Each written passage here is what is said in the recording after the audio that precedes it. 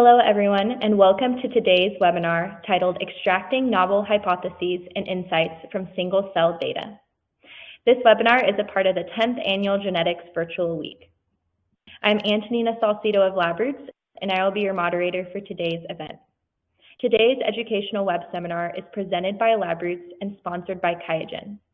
For more information about QIAGEN, please go to QIAGEN.com. Now let's get started. Before we begin, I'd like to remind everyone that this event is interactive. We encourage you to first participate by communicating with other attendees using our new live chat feature during the presentation. You can find the live chat located at the right of your screen. You can also participate by submitting as many questions as you would like during the presentation. To do so, simply type them into the Ask a Question box and click Submit. If you have trouble seeing or hearing the presentation, click on the Help Desk button located at the bottom of your screen within the navigation bar or from the lobby. Finally, as a reminder, this presentation is educational and offers free continuing education credits. Click on the Continuing Education Credits link located in the Abstract window below the presentation window and follow the process to obtain your credits. I now present today's speaker, Dr. Jean-Noel Billaud, Senior Principal Scientist at QIAGEN Digital Insights. For a complete biography on our speaker, please visit the Biography tab at the left of your screen. Dr. Billaud, you may now begin your presentation. Hello, my name is Jean-Noël Billaud. I'm the Senior Principal Scientist at QIAGEN Digital Insights, a division of QIAGEN Inc. I'm going to present to you today a single-cell sequencing of human fetal liver use case. And we are going to interpret the data from the FASTQ file to set some hypotheses using QIAGEN CLC single-cell module and QIAGEN IPA. Just a legal disclaimer, the QIAGEN products that I'm going to show are intended for molecular biology application only. The objective of the talk was to explore the cellular landscape of fetal human liver with single-cell sequencing. 3 questions could be asked. Which cell type comprises a normal fetal human liver? Within that, how many distinct cell types are in a representative liver sample? What gene expression markers best distinguish cell type within the liver? What is the biology shared by the cell cluster in the single-cell RNA data? Which molecular pathways are highlighted in the cluster? What transcriptional program underpin each cell type? And finally, what additional biological information can we get by comparing each cluster analysis to a set of single-cell type analysis? Basically, can we identify a cell-specific signature in hepatocyte by comparison to other biological contexts? The agenda, I'm going to present to you the sample to insight ecosystem of QIAGEN. We're going to process the single-cell sequencing file within QIAGEN CLC Genomic Workbench. We're going to analyze, compare, and contextualize using QIAGEN IPA and some of the features, notably Land Explorer. The ecosystem of the sample to insight is basically a set of kit and assay and software that we can offer to our customer that allow the customer from the sample collection and stabilization to get some biological interpretation using our software, such as QIAGEN IPA, QIAGEN OmicSoft, and many other QIAGEN knowledge base and database such as LGMD, Cosmic, HSMD. So the specific use case today has been published in a Nature paper in 2019 by Doreen Miral-Popescu et al., which is now one of our colleagues. And the title was to Decoding Human Fetal Liver Hematopoiesis. The human developmental tissues were obtained for MRC according to ethical guidelines. The liver tissue were dissociated using collagenase procedures and dissociated single cell were collected. The single cell sequencing protocol used reverse transcription, amplification of the cDNA. cDNA library preparation were performed using 10x genomics. Sequencing was carried out on Illumina HiSeq 4000. Then they aligned using the human genome 38, and they established the clustering and the count using Cell Ranger single-cell software versions from 10x. Or processing, we have aligned to the same human genome B38. Using QIAGEN CLC, we have quantified the data using RSEM, and we have established some dimension reduction using UMAP or t-SNE. I'm going to show you today UMAP.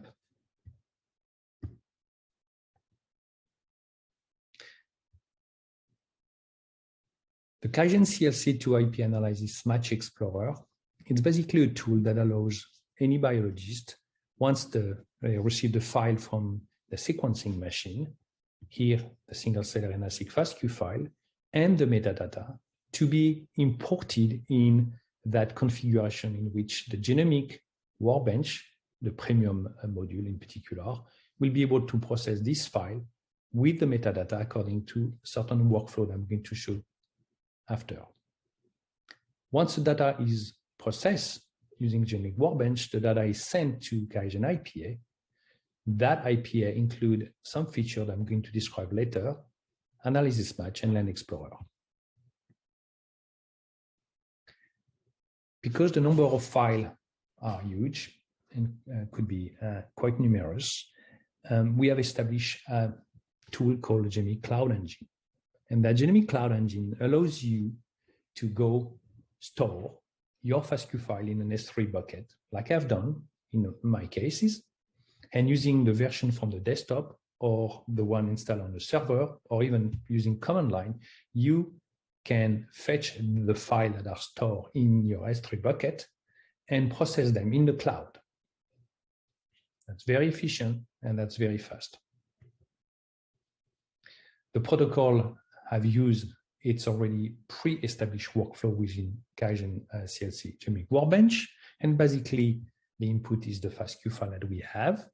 Through an iterative processes, we annotate the cells and the UMI that represent the gene and the barcode. We trim.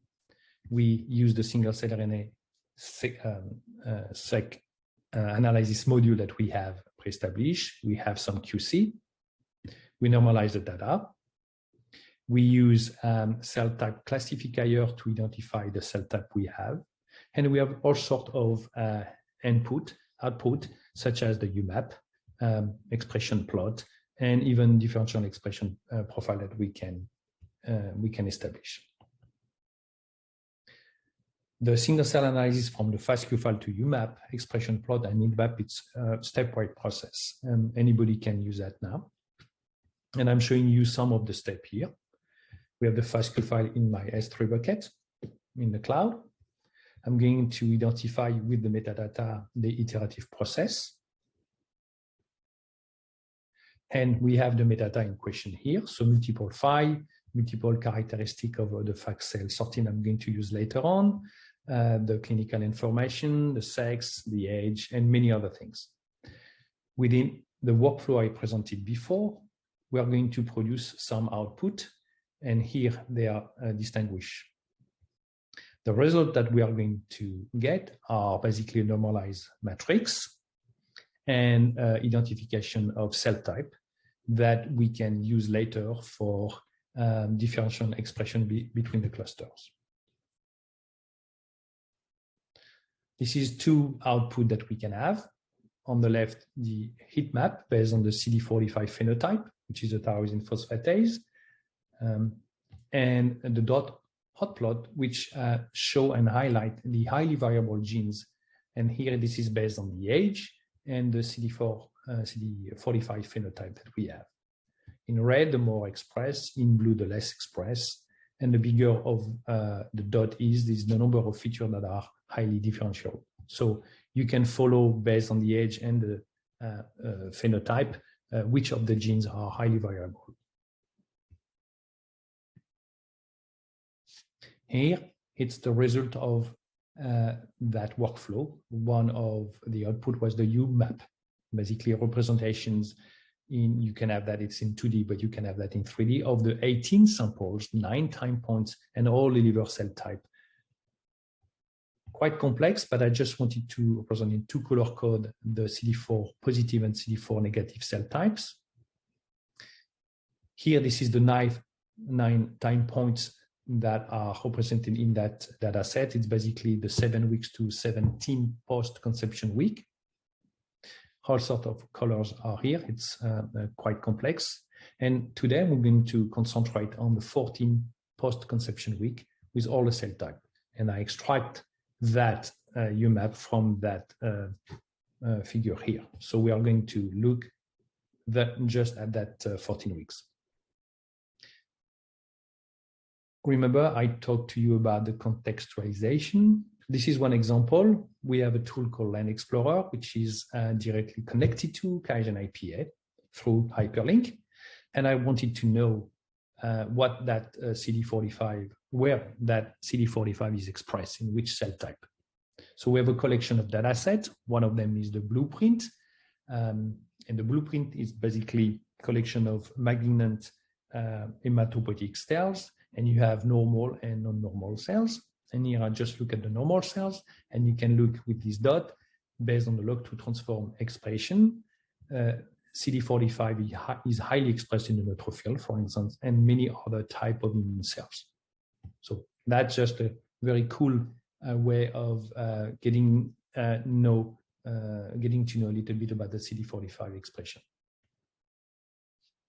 Let's go back to our UMAP. This is the UMAP that encompasses all the 9 time points. And here on the right, based on the normalized matrix, we can identify the different cell type. And that identification has been used with the cell type classifier version 1.1 we have in our QIAGEN CLC. And just as an example, in the green color, you have the Kupffer cells, which are here. You have the macrophages that are represented here, some erythroid precursor cells, as well as early erythroid, and many other cell types. So we are going to dig in that clusterization and look at how these cells behave between each other.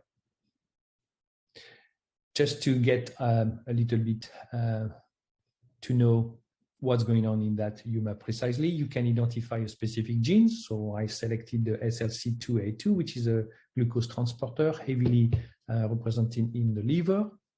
And I can select that in my normalized matrix where that gene is expressed. It's expressed in 941 cells with a maximum of expression of 46. This is the 941 cells. And here in red, I represent where they are. And they are basically represented in the hepatocyte clusters. So just to be able to allow you to identify any particular gene of interest, confirm that the data and the UMAP is well represented and well done. And if you have a specific gene of interest, your favorite gene, you can look at where is it expressed. More importantly, now we can look at the differential expression analysis in function of age and gestation, so 7 to 17 weeks. And I've done that for 8 cell type particularly.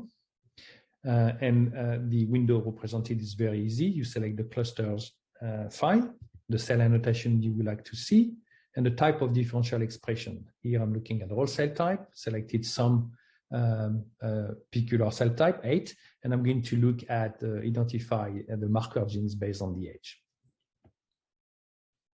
And the beauty of it is between QIAGEN CLC Genome Workbench, we have a plugin that directly can auto-submit the data set to QIAGEN IPA for further analysis. And that's the window which is represented here. So you basically set up for the data set and the analysis your cutoff for the p-value, for the fold change. And here are some of the elements that I have looked at, in particular Kupffer cells versus the rest.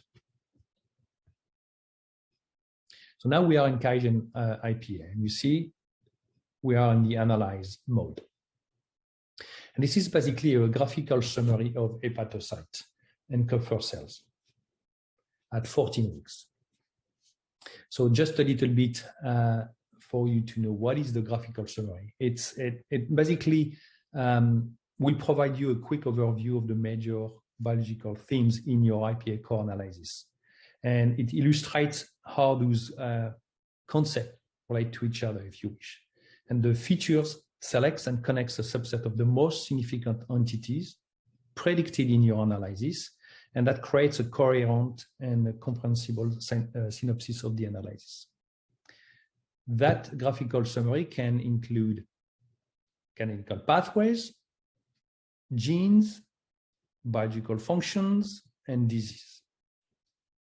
The algorithm that we use to construct that graphical summary use machine learning techniques. And the machine learning basically prioritize and connect entities that are in some case not yet connected by findings in our knowledge base, such as infer relationship could be visualized within them. So one example, these two genes are connected by a dotted line. This is inferred by the machine learning algorithms. So in the representation on the left of hepatocyte versus the rest, you can quickly see that in that analysis, most important functions are prevalent and represent the function of hepatocyte, steroism, metabolism, acute phase response signaling, PPAR gamma, and many other genes. And on the right, it's an immune cell, Kupffer cell, basically macrophages from the liver. And again, some immune components are represented, IR3, DOC8, engulfment of leukocytes, and so on. These machine learning-driven graphical summaries can highlight very quickly the specific cellular function of hepatocytes in metabolism and Kupffer cells in immune responses. So that's very powerful tool. That's the first step. I'm going to present you just a quick slide to show you that in IPA, we have a massive collection of omics data. And this data that's going to be in our library in IPA, and I'm going to show that later, came from OmicSoft, QIAGEN OmicSoft, which is another product in our suite. OmicSoft has fetched, curated, normalized dataset, public dataset from Geo, Express, CCLE, TCG, and you name it, use the same pipeline to normalize with a control vocabulary and establish what we call lens, basically a collection of data set that talks about oncological data set, everything but not oncological, everything around single cell, and we have even normal cells and tissues. So you can imagine that gigantic encyclopedia of data set that has been well curated could be very useful. Well, they are so useful that we have established many comparison expressions, could be disease versus another, treatment versus control, and so on. These differential expression data sets have been sent to IPA. And in IPA, each of these, and now we are reaching over 100,000 comparison expressions, have been analyzed like any other analysis. You will have a pathways enrichment and prediction of status of activation. A transcriptional program could be studied, biological processes, and you name it. When you talk about contextualizations, I'm talking about that tool, Land Explorer. Land Explorer is basically a web version of QIAGEN OmicSoft. And Land Explorer will allow me, once I have identified genes of interest, to see where they are expressed in what tissue, are they prevalent in a specific disease, are they differentially expressed in some other conditions. So that's the power of having QIAGEN IPA and QIAGEN OmicSoft. And why it's so powerful? Because as I say, we have more than 100,000 expression comparison data set, and IPA rely on a database, the QIAGEN Knowledge Graph, which contains now over 8.5 million curated findings. These findings are essential to our to understand the biology because they are contextual and directional. In other words, you can now understand in what tissue, what model, if it's a mouse knockout or not, and what is the direction. So you can infer a prediction using algorithms. So the power of having this comparison expression data set coming from OmicSoft and our finding becomes extremely useful for us. And we have developed 3 features that rely on that combination of power, if you wish. First one is activity plot. Second one is pattern search. Third one is analysis match. They have been developed in the recent 2-3 years. So what is the activity plot? If you are interested in a particular entity, it could be an upstream regulator, or it could be canonical pathways. You would like to know in which conditions that particular entity is activated, if it's on the right with the z-score, or inhibited, which is on the left. I'm going to show you an example.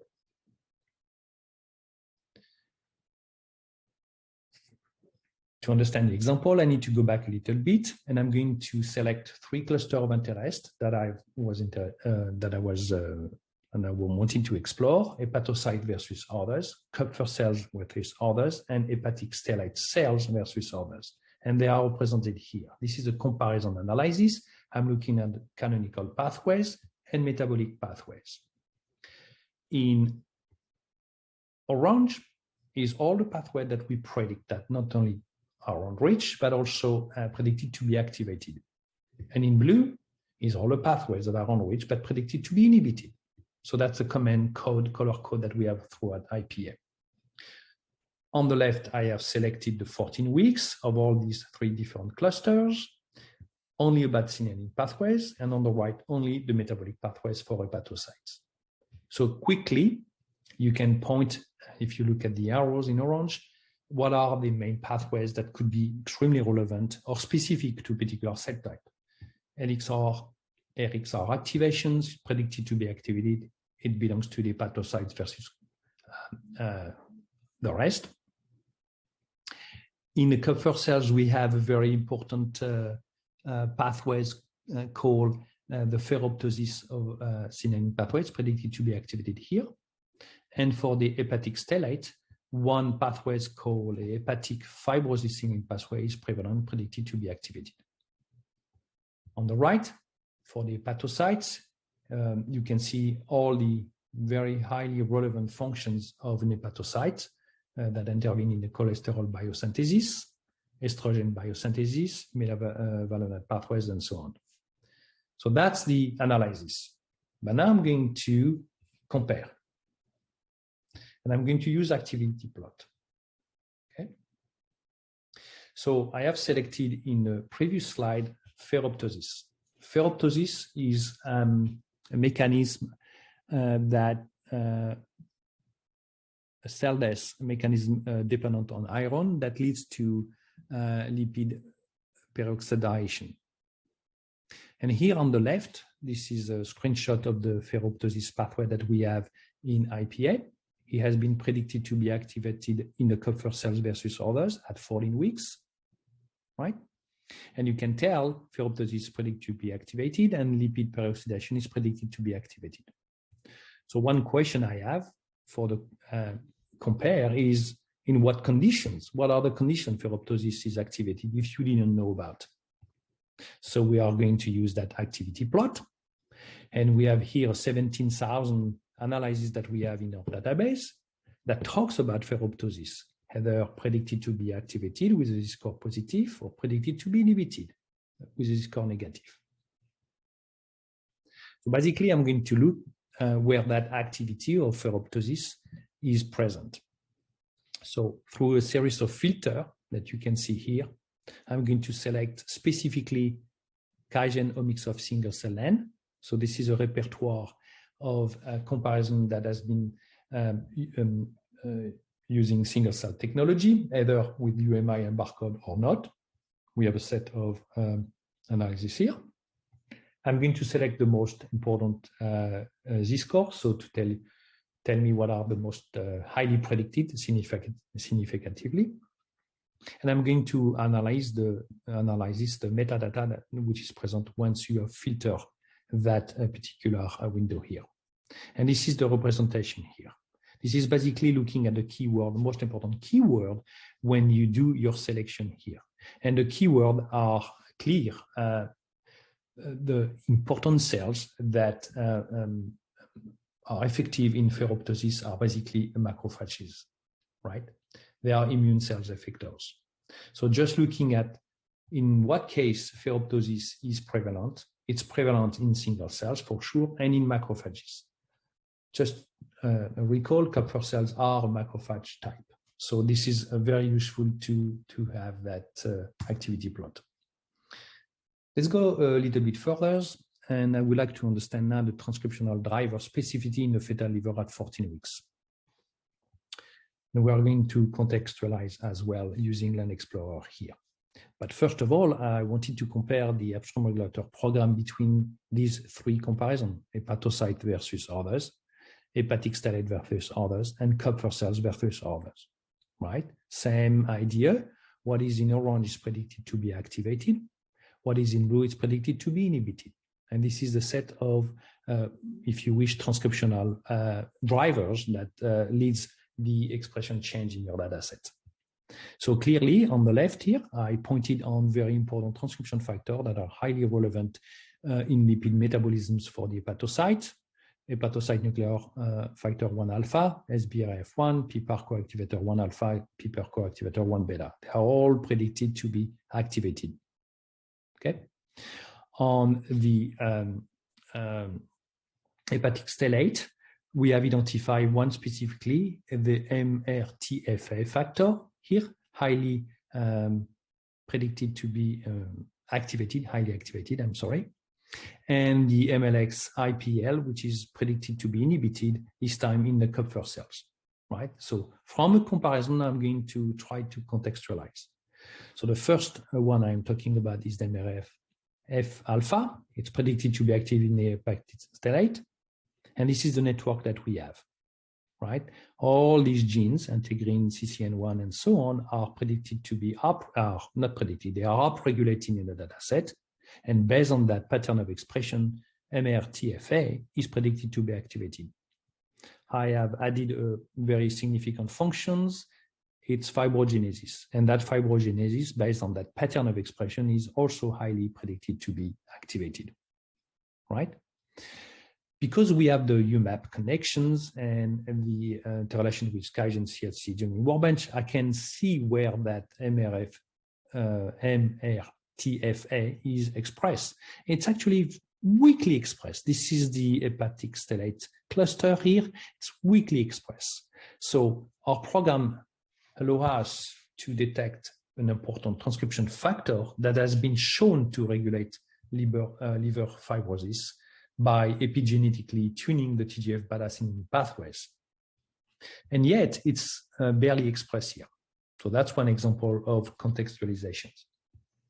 The other one is the MLX IPL. It's predicted to be inhibited in the Kupffer cells. So remember, this is the blue dot here. This is the network we have. All of the genes are either downregulated or upregulated. And based on that expression pattern, we predict that MLX IPL is predicted to be inhibited. Okay, that gene is known to be an oncogene associated with poor prognosis in HCC, hepatocellular carcinoma. And in that case, we can detect using the UMAP that that gene is weakly expressed in the Kupffer cells, which are here, but they are expressed in one cluster of the hepatocytes. Could be extremely interesting to pursue that idea.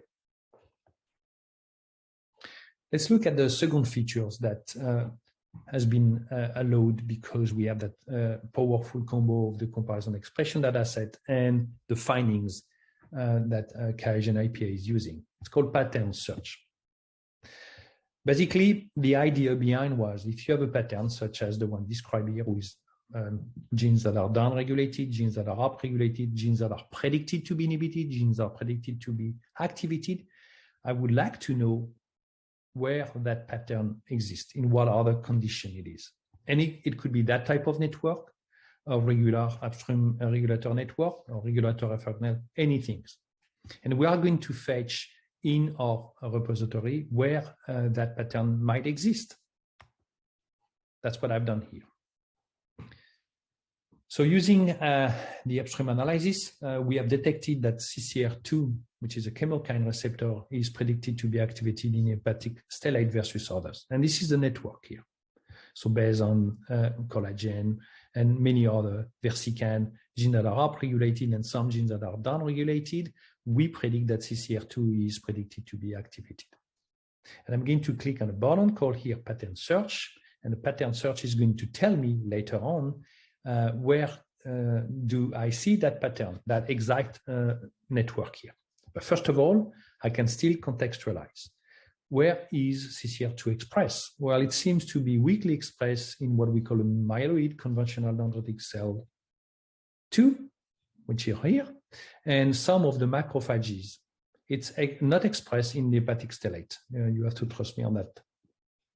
The CCR2, using our human disease land that we have from QIAGenomics, using the tool Land Explorer, we are able to see that that particular gene of interest here is upregulated in the liver disease, as it is shown here. This is a log2 transform expression, highly expressed in HCV, non-alcoholic fatty liver disease, and so on. So you can really contextualize after you have analyzed. So let's go back to that pattern search. I wanted to know if that specific network with that exact pattern of expression is represented anywhere and in what conditions. So almost 53, a little bit more than 53,000 analyses had that exact network, and we are going to look in what condition it is represented. Same way, this is the top window is represented where I'm looking at. If you select some of these analyses, you have a table that shows here. And through a series of filtering or not, I wanted to look at the raw data and basically the key keywords.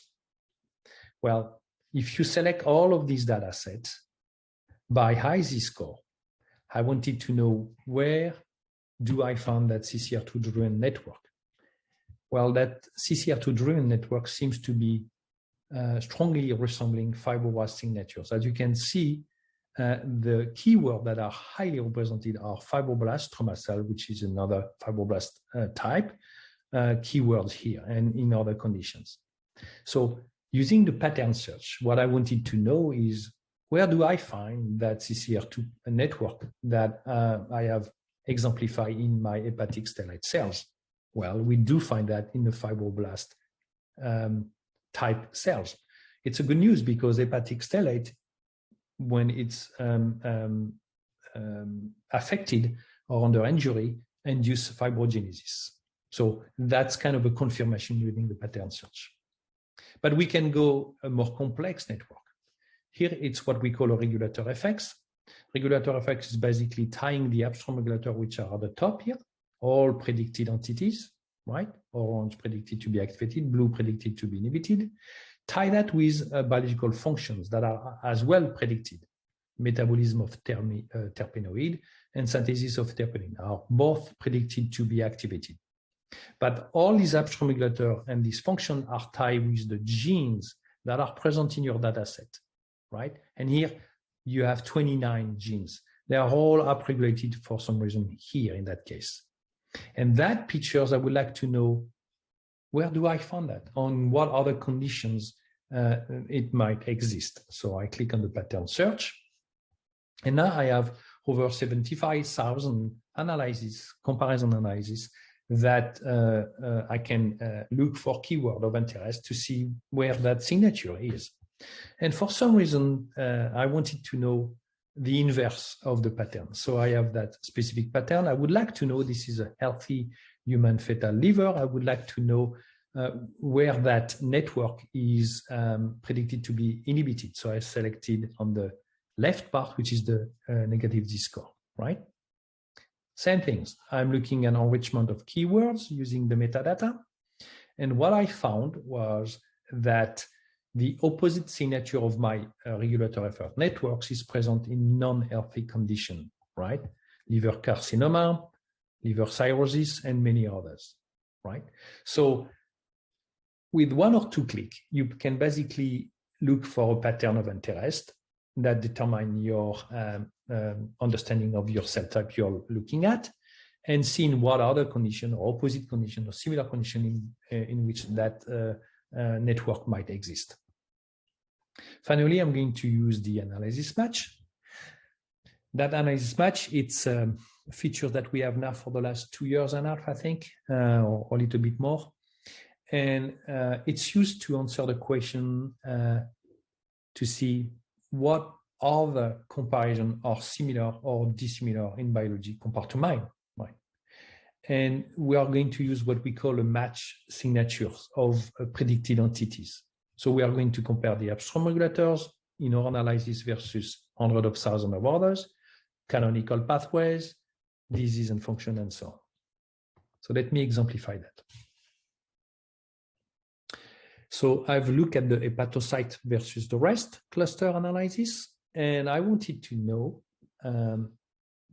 can we detect a specific signature of hepatocytes when we look at others? So I set up a couple of filtering systems. Z-score, completely arbitrary value of 42. The scale is from -100 to 0 to predict an inhibitions, and 0 to +100 to predict an activations. So this is for the upstream regulator that you have in your own analysis, and the disease and functions. And I select these two features here. And you can basically look at a set of comparisons that exist only in what we call the single cell land. Here, that's what I've done. So that's the only features I have selected. And now we are going to, based on that set of 20 or 14 analysis, look at a heat map to detect what canonical pathways are prevalent and what upstream regulators are prevalent as well. This is what I've done here. So from that particular analysis with that set of filters, I wanted to know, can we detect a specific signature in hepatocytes? Is it represented somewhere else? Well, so this is the heat map.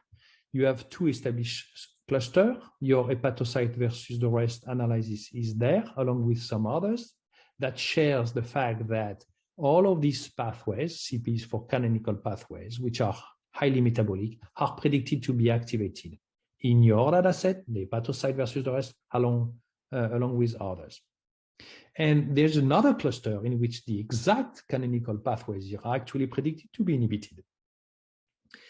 Because we have that metadata with a heavy control vocabulary that has been set when the data set has been curated by Omicsoft, now we can look at keywords and see what is the difference between these data sets? What are the type of cells that could be different, and explain that different heat map? Well, if you click a little further, you will realize that in that cluster, it's mainly immune cells such as NK, NKT, T cells, some Kupffer cells, and some liver, sinus endothelial cells.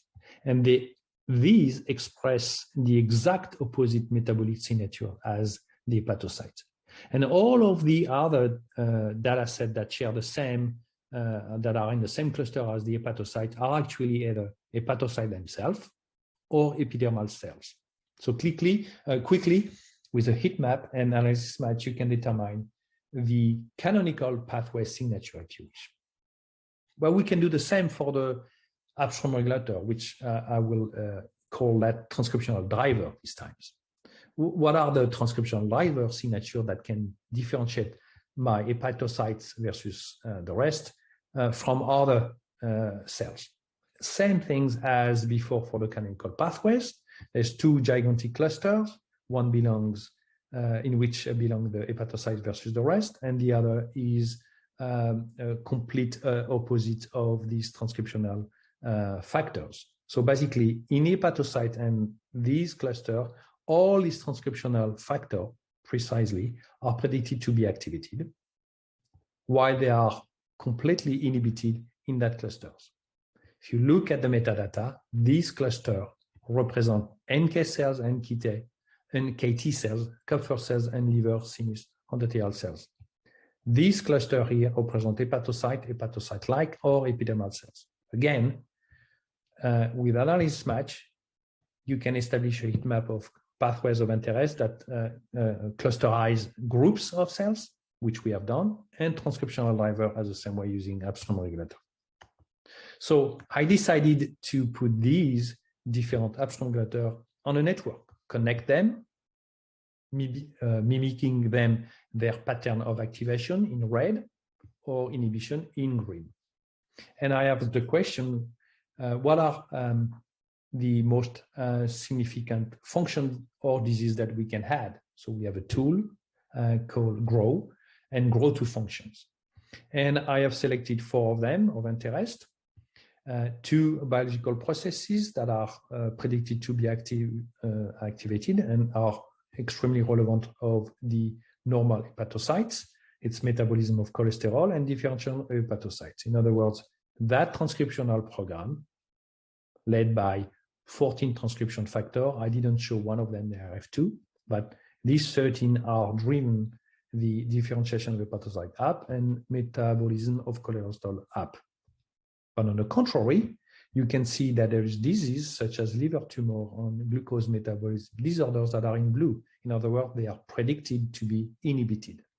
So that signature of transcription driver could be very helpful, and you can validate down the road, but I assume that these 13 transcription factors are key to determine a healthy versus a non-healthy hepatocyte.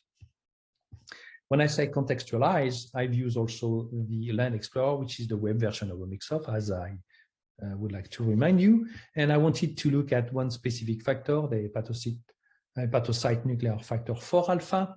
This one is expressed in liver heavily using the GTEx, which is the gene tissue expression database, heavily, a little bit less in the small intestine and none in other tissues. I can look at the expression of that particular HNF4 alpha. It's expressed heavily in a cluster of hepatocyte. That's the UMAP coming from CLC. And I wanted to know, do we have a differential expression of that particular factor in human disease? And the answer is yes. It's heavily up or down regulating in other liver-related pathology.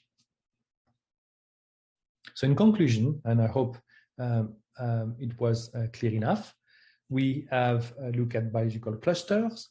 We could identify them. We have seen myeloid, lymphoid, and erythroid origin cells looking at the UMAP and the cell type classifier. We have identified canonical pathways, upstream regulator, and relevant transcriptional program. And finally, we can look at using all the technology we have, all the feature we have, including analysis match at cell-specific signature.